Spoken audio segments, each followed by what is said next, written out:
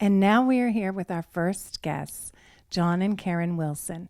John and Karen are a big part of Learn to Fish, and they've been with us for quite some time. They are mentors, they are ministry partners, and also John is a member of our board. They bring a lot to Learn to Fish, and they are also people who have remained friends with the girls who have graduated our program. So they're not just here for the time being. They've developed some really long-term relationships with the girls, and it's really, really exciting for us. So here is Karen. And Karen, tell us a little bit about how you started with Learn to Fish, what your background is, and what you do here. I'll try to think of where to start, Anne-Marie, but John and I kind of came together, so our story goes together. We heard first about Learn to Fish when we came across Sabrina after many, many years of not seeing her, probably 30 years. We go back to school, elementary school, she and John. And we met, and she told us about Learn to Fish and what she was doing here. And then several things happened over the next year that kept leading us back. So we knew that God was planning different things to happen that we just couldn't deny. So those might have been an article in the newspaper that was about Learn to Fish when this house was built and when things were started here at this location. And then another one was we were actually getting rid of some furniture at Craigslist. And somebody called us from Learn to Fish and said, hey, would you mind considering putting that into our thrift shop? We're Learn to Fish, and it was like, well, yeah, we know who you are, and absolutely. And to this day, that furniture didn't get sold. It's actually out in the back patio, and the girls sit there often. So, and let's see, some other things. I guess we just decided that, you know what, let's just go for a tour. Sabrina's invited us over. Let's go check things out and see what's going on.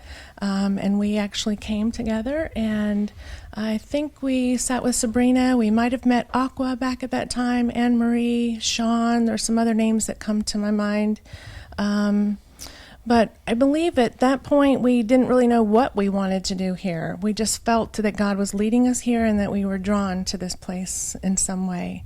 So when we did ask, well, what can we do? I remember Sabrina's suggestion that, you know, Karen and John, there's not a whole lot of married couples that are around our girls, and maybe just coming and hanging out and just letting them see what a happily married couple looks like. And I think we're happy, you know, we're doing pretty good. John, how do you feel about that? We're happy. Good answer. So, you know, we kind of took it at that, and we said, well, how about we just bring dinner? So we started to bring dinner, nothing on a regular schedule, just maybe once in a while, brought dinner. That turned into, okay, well, we better do this every other week. So it was bi-monthly, we would come for dinner. And then because we felt that God wanted us to, we were like, you know what, let's bring a Bible. Let's start reading the Bible with the girls. And awesome. It kind of started that way. Yeah. That's amazing. That's amazing. So, John, you two are a team. Yep. And so why don't you tell us how it is, because you probably, I don't think you've worked together before, and not that this is so much work. What's it like as that team, that real partnership? Does that bring something to your lives that was a little bit different than before? And tell us about your experience. It does. We both kind of feed off each other, and we kind of both have different areas of expertise. And when we first visited, we had no background in this, and we kind of needed each other to lean on. I remember some of the stories we heard when we were first here, because we had a lot of misperceptions about recovery and addictions and things. And we always kind of thought, well, you do drugs, you go to jail, you get in trouble, you deserve it. But then we started hearing the stories of trauma happens to these ladies when they're 4 years old, 8 years old, 9 years old. And at first, I don't think we could have gotten through that without each other. Because we would like have a great time here, we would leave here, but it was almost like your nerves were so raw. It's like, I don't know how to process what I just heard and stuff. Now we're actually getting halfway good at it, but I think that helps us together as we kind of grow in that and support each other through it too. Yeah. Well, you are definitely mentors to the ladies in the program and have been mentors to so many gals.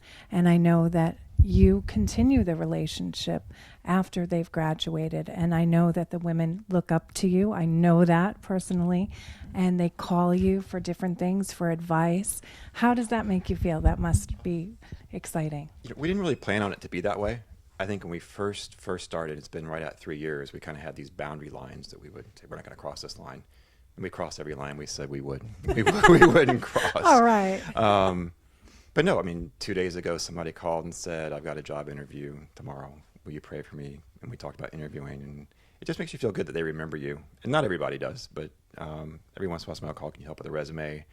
Where do I go to open a bank account? I'm in a relationship. Can we talk about it? I'm not sure it's good. So, yeah, we don't always know what's coming our way on those phone calls, but it's pretty good when we get them. Can I talk? Yeah, absolutely. Just kind of bouncing off what John said too. I think some of the concerns that we had starting here is that, you know, when we get to know somebody, we actually feel as if we want to stay a part of their lives.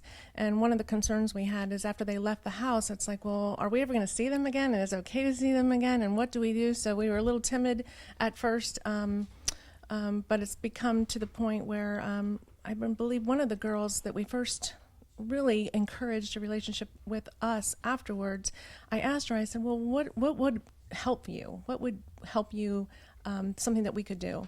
And she said, Karen, if I just knew you were there, just like every once in a while, if you could hear my voice and I could hear your voice, so it wouldn't have to be a meeting, but it could be a phone call, that would be huge. And I was like, that's it? Really? That would help. And that is definitely something that is helpful on both ends. And that probably means the world to someone where you would think that they would need so much more, but just to know that you're there for them like you were before is everything to them. That's awesome. That's really good. Okay. So what do you... as a couple, you definitely provide a really positive image for the types of relationships that most of these young ladies have never had. And what do you try to instill in them about their self-confidence, about choosing the right person? How do you kind of guide them along in that fashion? I'll start. That's kind of where John and I tag team things pretty well. I let them know that we don't have a perfect thing, and we kind of kid each other back and forth, and I think they feel comfortable going, okay, they're still happy, they're in love, they're married, but they still kind of go off and back and forth on one another. So I think some of the girls actually were like, okay, that's all right. We understand. John and Karen are okay. They're not perfect. Yeah. And I think keeping it real. That's part of what I want them to know, is that nobody is perfect. And even though you might see on the outside what we might look like to you as something unattainable, it's absolutely not. And everything that we have, there's no reason why you couldn't have it too. And that is what Jesus Christ offers to everyone. So I think that is part of why I'm here, is to encourage them that I could be in their shoes just as easily as they could be in my shoes, and no one is free from some of the bondage that they have. All of us have difficulties, but with Jesus Christ, all things are possible. Not a lot to add, but I think for us, it's not really pre-planned on what happens and trying to encourage them in those areas. But you mentioned self-esteem, and it's just like, can you just show them some respect and stop and listen? And I tell them this all the time. I'm not sure they believe me, but the best conversations we have all week are here. You know, whether it's stuff we do in our business or personal lives or family, but engaging with them is awesome for us too. So I think we take it away as much as they do. Absolutely. That is tremendous. And you guys are one of the favorite groups, I know, because you're always bringing great food. So you teach a Bible study, and also you engage the girls. A lot of times they think, oh, another hour of Bible study, but I think you bring some fun to it that evening, and food. No, we try to, and I think I was trying to do this in my head the other day. I think we've probably done 500 meals or close to it. Wow. And it's not, the food's great, but it's sitting around the table right here is the best part. And you never know where the conversation is going to go, but just listening and kind of sharing what goes on in our weeks and hearing what they're doing is big for us. I think, too, we do try to have occasionally where we're not doing Bible study, but we are just here because it's an occasion. Maybe it's Easter, maybe it's 4th of July, maybe it's Christmas.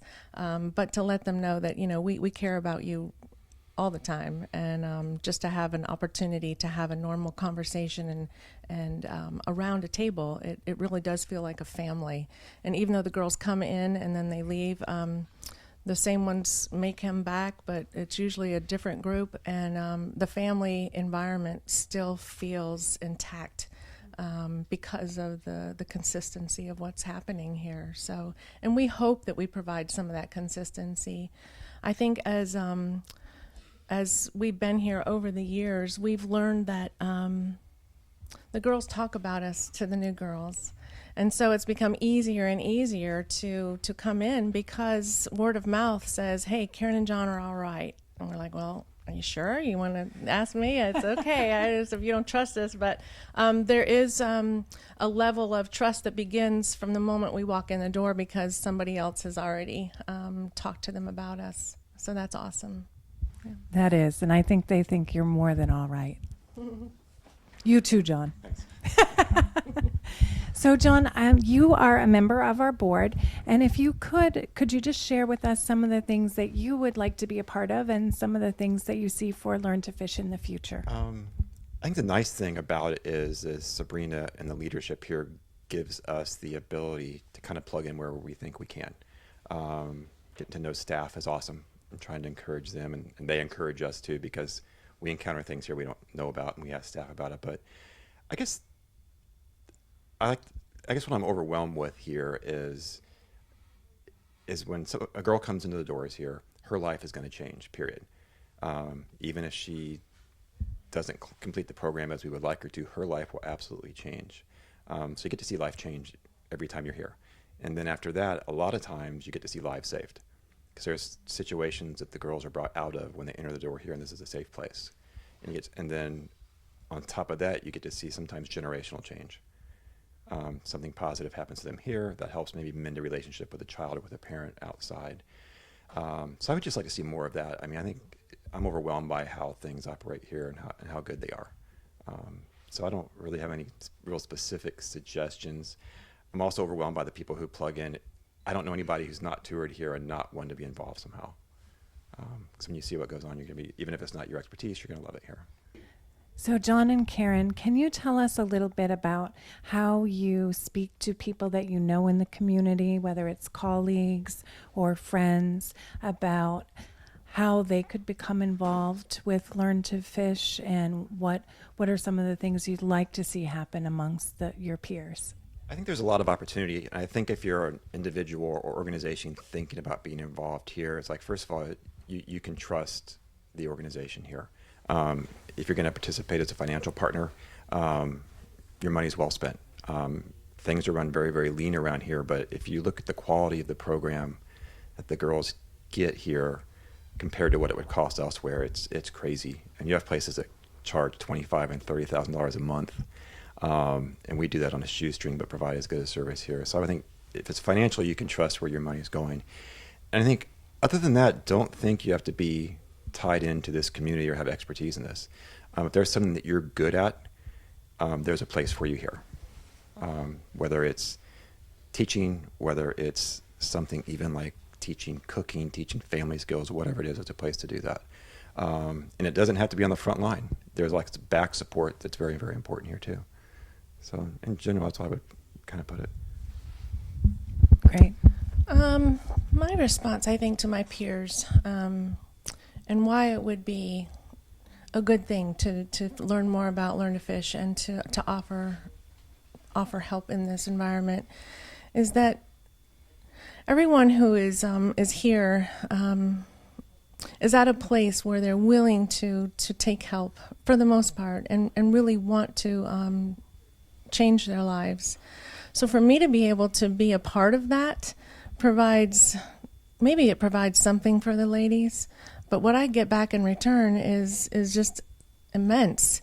I I believe that Jesus wants us to be his hands and his feet and his voice and his heart. This provides that outlet. This provides me to be able to do this on a daily basis, every moment of my life if I wanted to. I think he'd be happy knowing that I am trying my best to love these girls as he would love them.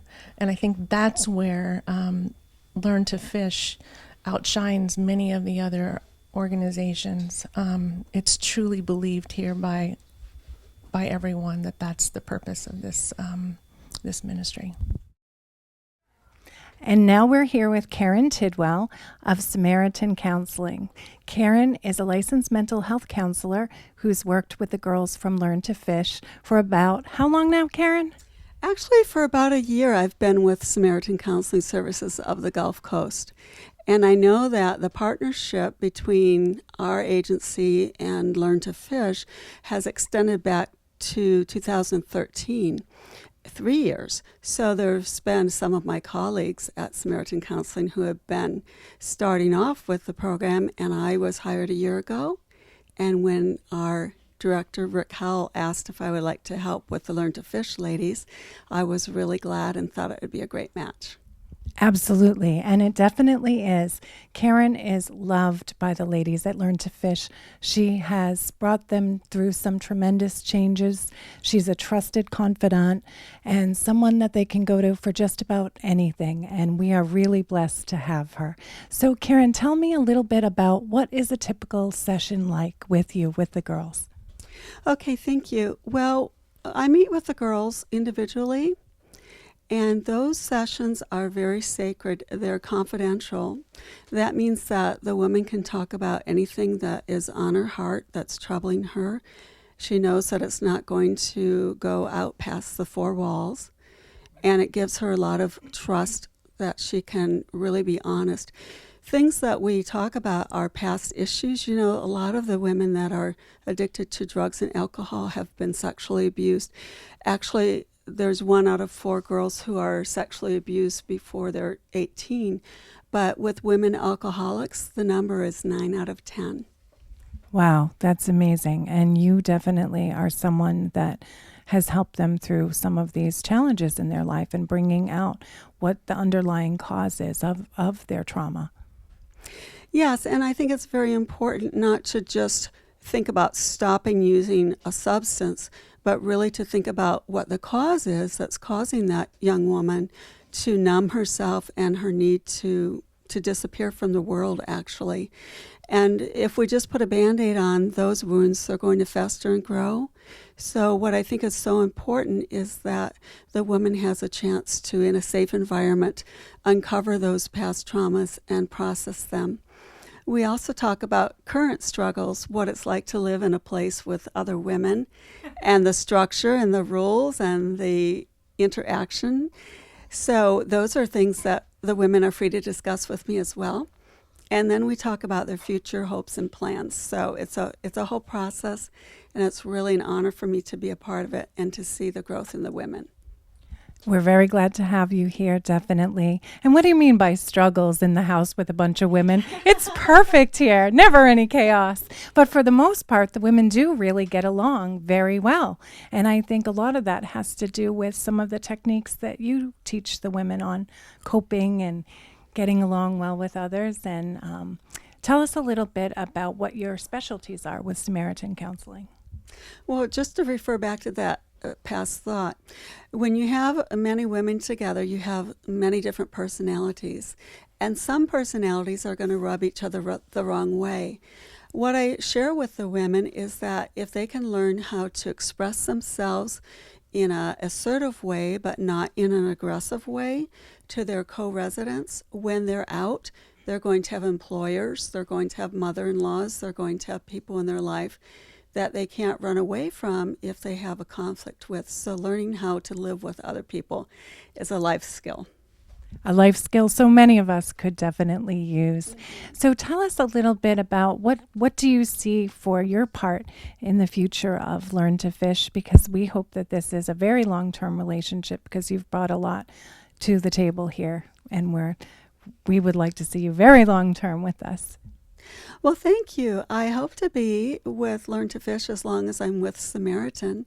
And I really enjoy coming over here. I enjoy the girls. And in addition to the one-on-one sessions I'm privileged to give to them, I lead a codependency group on Friday afternoons. And, a lot of women who are dependent on substances also are dependent on other people for their sense of self-esteem and self-worth. So when we meet in that group, we talk about topics such as assertive communication, setting boundaries, healthy versus unhealthy relationships, and other topics on that line. We do some art therapy and some role playing, some discussion, and some education. I wanted to show you one of the residents had done this at our last session. The assignment was to take 3 pieces of paper and draw, using art materials, where you've been, where you are, and where you're going. Because the women need to think about their past, their present, and their future goals.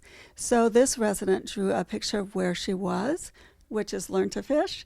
And as you can see, she sees a lot of bonding and camaraderie with the other women here. And when I look at this picture, I say, the word that comes to my mind is hopeful. And so I was very excited to see that this was produced by one of the residents here. Karen, tell us a little bit about Samaritan Counseling Services.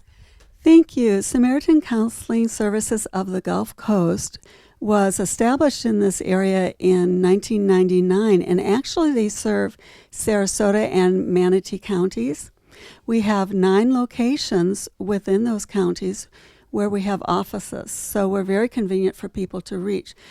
Of course, Samaritan is an outreach, it's a nonprofit organization, and so we're partnering with Learn to Fish, but we also do, primarily what we do is outpatient counseling for children, teens, and adults that are suffering from depression, anxiety, mood disorders, relationship conflicts. We do marriage counseling and premarital counseling.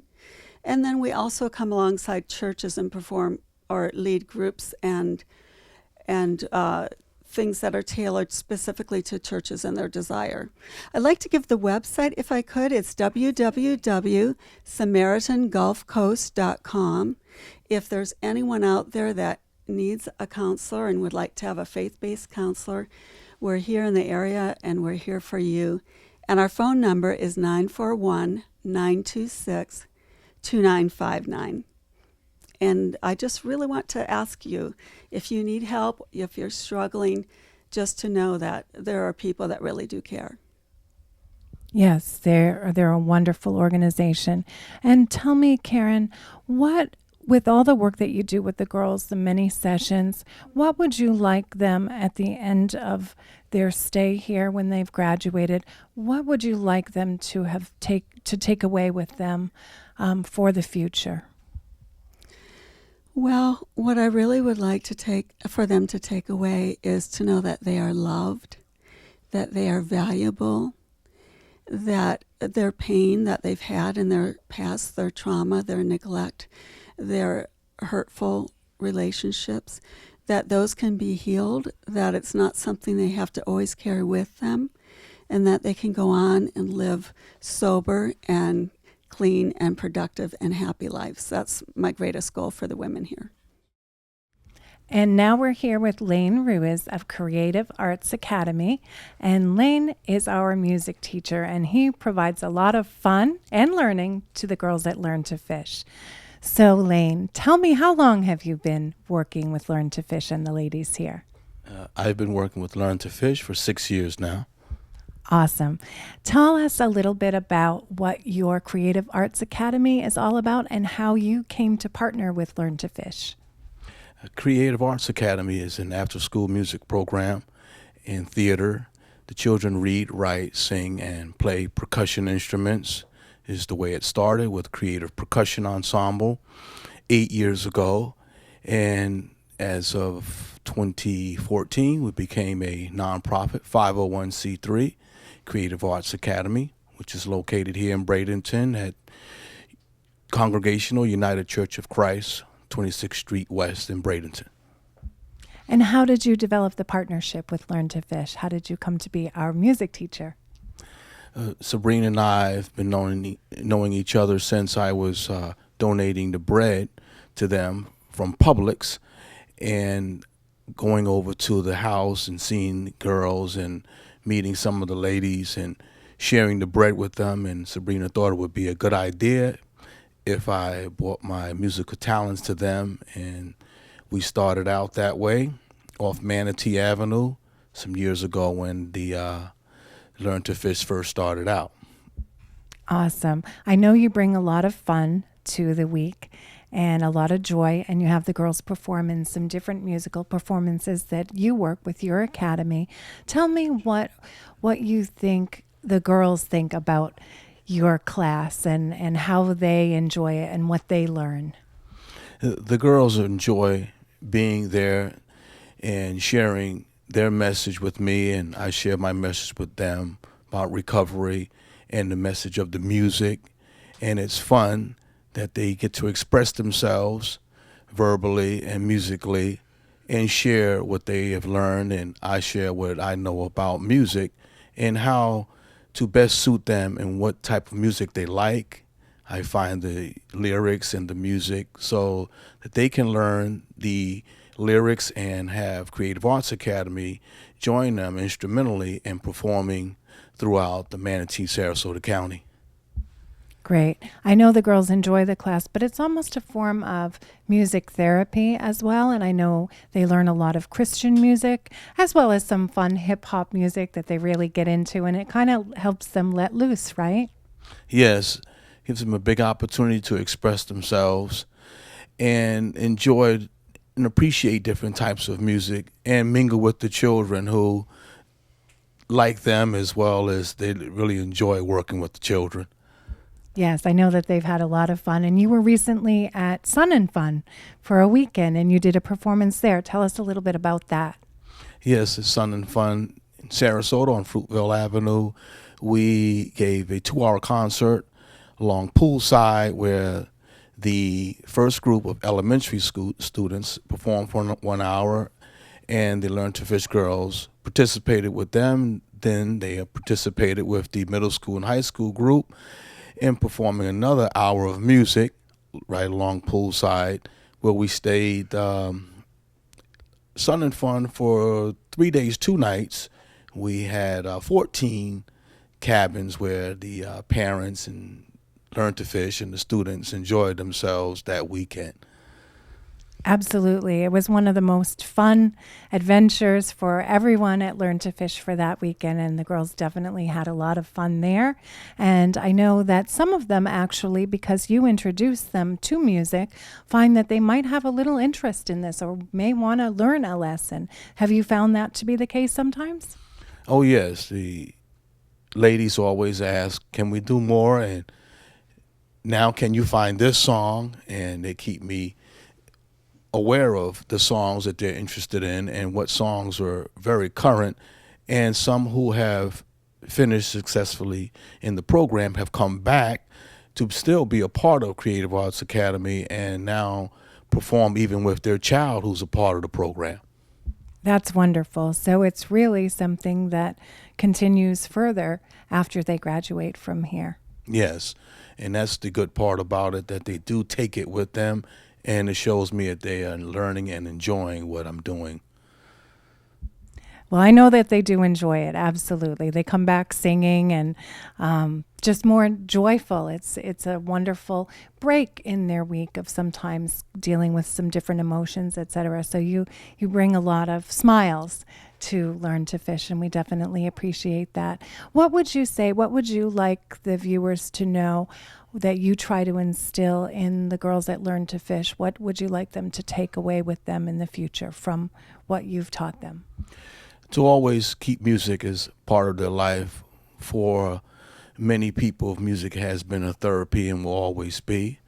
And intellectually, it helps them, stimulates their talents, and also keeps them involved in what is current now in today's society. So hopefully they will continue music and understand that it will shape them and understand life as we know it.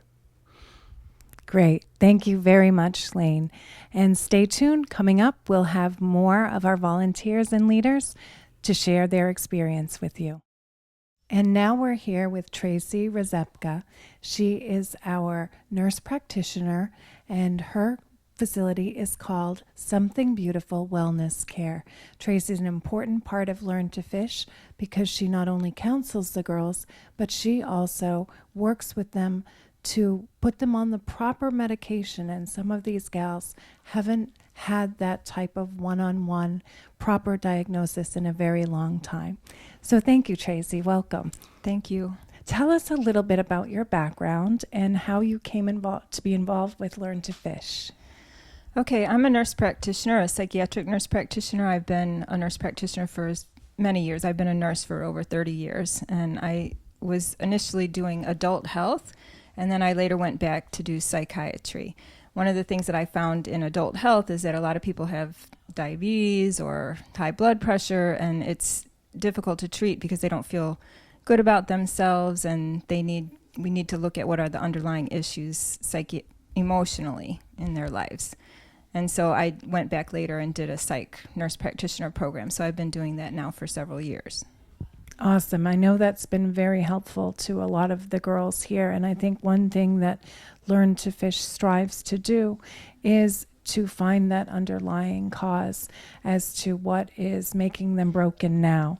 And that's something that you have a lot of experience with and that you work with the girls on. Yeah, I like to take care of people holistically, working with body, mind, and spirit. So, a lot of these girls come from dysfunctional homes, and they need to find out what is causing their drug addiction. And a lot of times it is a mental illness, whether it's depression or anxiety or bipolar disorder. And some of them are actually psychotic as well. And so they need medications. You can't just stop doing the drugs or alcohol. Many times people self-medicate with drugs and alcohol because, for instance, like if you're going to a party, people drink when they're introverted because they don't know how to talk to people. They feel nervous and Right. they don't have confidence. So they drink or do drugs to interact or just to go to work or to do anything. And so medications help people to legally deal with those issues while hopefully they're dealing with them through counseling and on a psychological level. Okay. And that, again, is an important part of Learn to Fish is the body, mind, and spirit. And you bring that element to our program that the girls really do need. They need somebody to work with them, not to just write a script, but to really get to know them and find out what is broken inside of them and how best to treat them without just a prescription, simply a prescription. You get to know them on a weekly basis. Right. And again, it goes hand in hand, medications and counseling. And I know you do a good job and you have therapists here that are working with the girls every week and the groups that you have that are teaching people coping skills. And some people need medication for the rest of their lives and others just need it for a short time while they're learning how to feel better about themselves and to not have to depend on medications and the drugs and the alcohol. Great. How did you first hear about us? How did you start working with Learn to Fish? And what interested you? What made you say, hey, I really would like to be a part of their program? Well, one of the staff members had called me. They found me online on a website called Psychology Today, and I do have listed on that website that I'm a nurse practitioner and a Christian as well. And it's hard to find, first of all, a nurse practitioner or a physician, a psychiatrist that is not only taking private pay. Most nurse practitioners, or most psychiatrists, you have to pay a large amount of money to see them. And the only place that they can go otherwise are the community mental health centers where they don't always see the same person. And I was able to start a private practice last year. And again, the staff member had found me and was eager to have somebody that was a Christian to take care of the girls. I could understand that spiritual aspect of care. I actually have a patient that has been coming to see me from Gainesville. So he found me also online and drove 3 hours to see me as a Christian because he didn't want to just go to anybody. And so now he's doing better and I just see him by Skype. So it's really important to people, and I know that's a big part of this program, so I'm really happy to help. Okay, absolutely.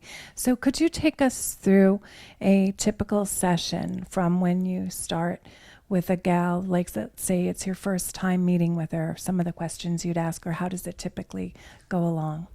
Well, I have some forms that they fill out that asks many questions, and I spend an hour with them finding out about their history. So that helps me to diagnose what's wrong with them. Is it depression? Is it bipolar? A lot of people have been diagnosed with bipolar and with depression and are on the wrong medications when they're actually bipolar, and they need to be on the correct mood stabilizers to help them to handle their mental illness. And so I do the evaluation to find out what are the best medications. And a lot of people have been on many medications. And I also can do a pharmacogenetic testing where we look at their genes to see which medications work better than others for that particular person based on their genetic profile. And so then we decide together. I'm not somebody who says you need to take this medication or that medication. I like to work with people individually and help them to make a decision what would be best for them based on the side effect profile and their needs. And so we decide together what to do. I think that's something that is important to many of the ladies here because they never had that opportunity where somebody would actually work with them and value their opinion. They know their bodies, they know how they feel, and that's why it's a blessing to have you sit with them and make them feel that this is a team effort and we're in this together, and that's so important. So thank you so much for that. What would you like to see for the girls who graduate? What are you hoping once you make the proper diagnosis, they're on the right medications? What would you like to see for them in the future? What are your hopes for them? Well, one thing I think is important is for them to understand that they need to continue the medications and not just stop, because that's an issue if they go out of this program and then all of a sudden they stop taking the medications because they don't follow through and don't go to either continue to see me or go to a community mental health center. They can continue to see you after the program. They could, correct? Mm-hmm. Okay. Yes. Yes. So that is one concern, is that if they go out and stop things suddenly, then they're going to want to go back to the self-medication with alcohol and drugs. And so that is a big problem, because there is a lot of times an underlying mental illness that has to be addressed. Yeah. And of course, they need to continue going to NA and AA and all of those things. So, I want to be able to help them to plan for the future. What are they going to do and how are they going to take care of themselves? Yeah, I think that continuum of care is really important, and we're glad that you can provide that for them, because there is such an epidemic in this country, and especially in our local community, of women especially who do not get the right help, and because of their underlying issues, be it mental illness, if they're bipolar, they were never properly diagnosed, and they almost feel they have no alternative when they want to numb the pain than to turn to drugs or alcohol because no one else is listening. Right. So that is a big problem, and so hopefully I can help remind them and teach them. It's part of it is education. People just don't understand what they need to do to stay well. Okay. And when you say that you bring also a holistic approach, can you explain a little bit more of what type of services that you offer in that realm? Well, one of the things that is important to me too is not everybody wants to take medication. So sometimes there are supplements that can work instead of medication. Of course, the medications do work, and they probably work a little bit quicker and better than some of the supplements, but I do have some knowledge of that, and as well as exercise and walking and nutrition. Those things are also important parts of taking care of mental illness. Okay. Thank you very much for shedding light on that topic and for helping our girls so that they can function properly and feel good and have that glow about them and that sense of hope for the future. Thank you very much. Thank you, and we will be back in just a moment.